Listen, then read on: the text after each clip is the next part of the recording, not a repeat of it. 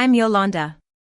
Standing in the quiet, spacious condo I now fully own, the new set of keys warm in my hand, I'm flooded with a sense of peace and triumph. It's hard to believe that this place, once a battlefield of constant strife and humiliation, is now a symbol of my independence and new beginning. The journey here was long and arduous.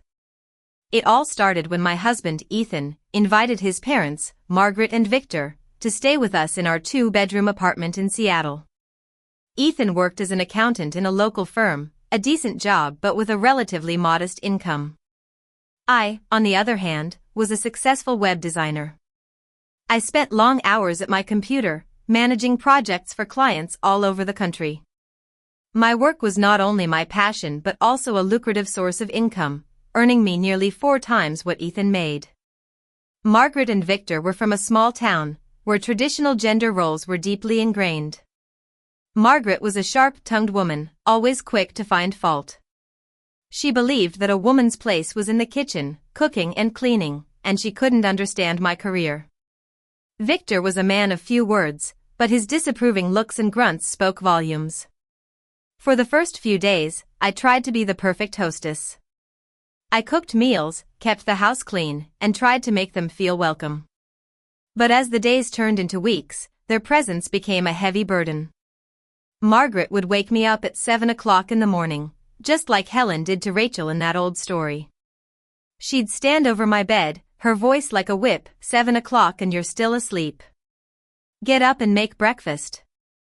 The house is a mess, and Ethan will be home for lunch.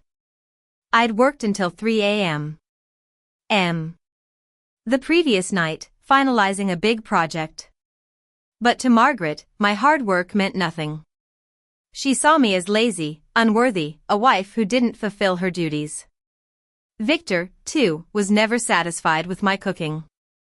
He preferred heavy, meat-based meals, while I liked to cook healthy, vegetarian dishes. He'd push the plate away and mutter, "What kind of wife serves this rabbit food?" Every day was a battle. The air in the apartment was thick with tension. I tried to endure, telling myself that it was just a short visit. But as the weeks dragged on, I felt myself breaking.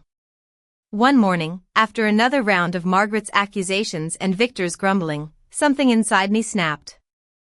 I walked into the living room, my face pale but my voice firm. "Enough," I said. "You have 30 minutes to pack your things and leave my home." Margaret stared at me, stunned. Then her eyes narrowed, and she sneered, "This is Ethan's apartment. You don't have the right to throw me out." Victor grunted in agreement from the kitchen. I stepped closer, my voice steady. "This apartment was bought with our savings, and we're still paying the mortgage together. Your son couldn't have done it alone. You didn't contribute a single cent, so don't act like I'm living in your charity."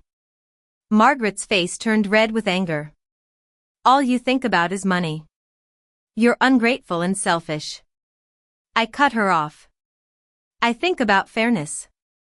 You're guests here, and I won't live under your insults any longer." I knew I couldn't win this fight alone. Ethan wasn't home yet, and facing his parents without his support was a losing battle. But I'd drawn my line in the sand. I slipped into my jeans, tied my hair back, and grabbed my laptop bag. Without another word, I walked out of the apartment. The door shutting behind me felt like a small act of liberation. I found refuge in my favorite coffee shop downtown. I ordered a black coffee and set up my laptop, trying to focus on work. But my phone started buzzing with notifications. It was Margaret, sending a stream of vicious messages. The insults were even more hurtful in writing. One message said, "You'll regret the day you crossed me. You'll never be happy." I took screenshots of every message, determined to have evidence if things got worse. Then I blocked her number. The sudden silence was a relief. But the realization hit me hard. This wasn't just a bad morning, this was my life with Margaret and Victor under my roof, and Ethan seemed unwilling to do anything about it. I sent Ethan a message, asking him to meet me at the coffee shop that night. When he arrived, he looked tired and irritated. Without even saying hello, he asked, What did you and my mom fight about this time? I sat upright, my voice calm but resolute. Ethan, this isn't just another fight. I want your parents to leave. I can't live like this anymore. Ethan leaned back, crossing his arms. You're exaggerating. Mom's not feeling well, and Dad's stressed. They don't mean what they say. You can't just ask me to throw them out. I felt my chest tighten. This was exactly what I'd feared. He wasn't defending me, he was taking his mother's side. I tried to explain, I'm not asking you to abandon them. I'm asking you to set a boundary. They've invaded our home and insulted me, and you've done nothing to stop it. If you want to support them, rent them their own place, but they can't stay here anymore. Ethan's eyes hardened. This is my home too. I have the right to invite my parents to stay. You don't get to dictate who I let in. The final thread of my patience snapped.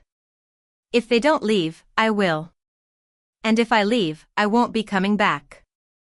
I'll file for divorce. Ethan was taken aback. Are you serious? You're making me choose between my family and my wife. I looked him in the eye. You're wrong.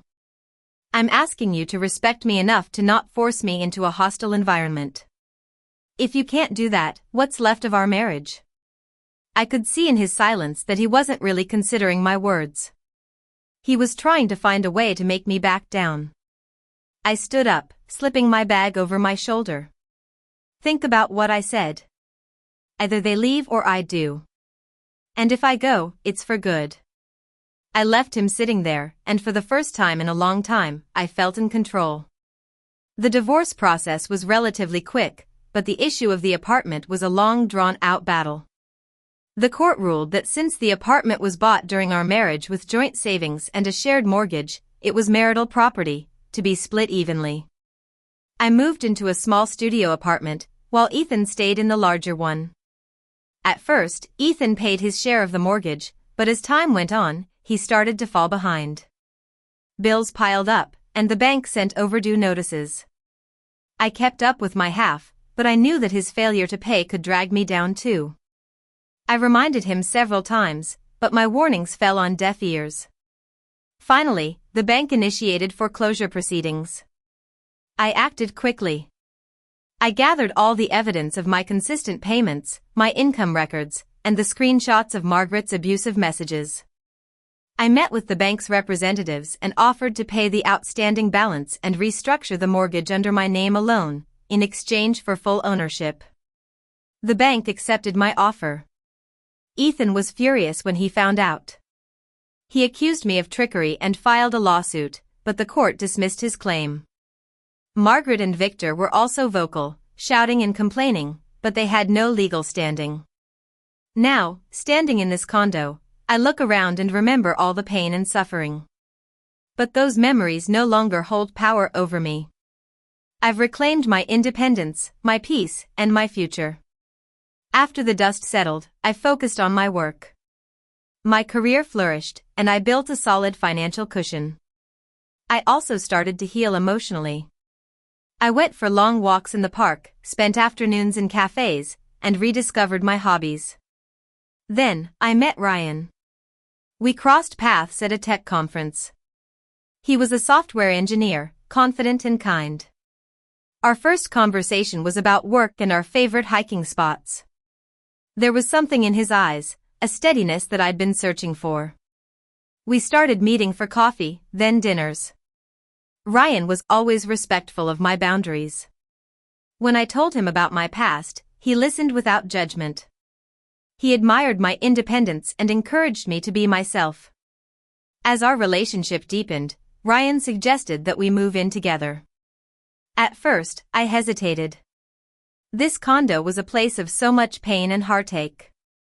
But as I stood in the rooms with Ryan, I realized that it had transformed. It was ready to become a home again. We moved in together on a beautiful autumn weekend. As we unpacked boxes and argued playfully about where to put the furniture, I felt a sense of peace that I hadn't felt in years. Looking back on the long road that led me here, I realized that divorce wasn't a failure. It was the key to my freedom.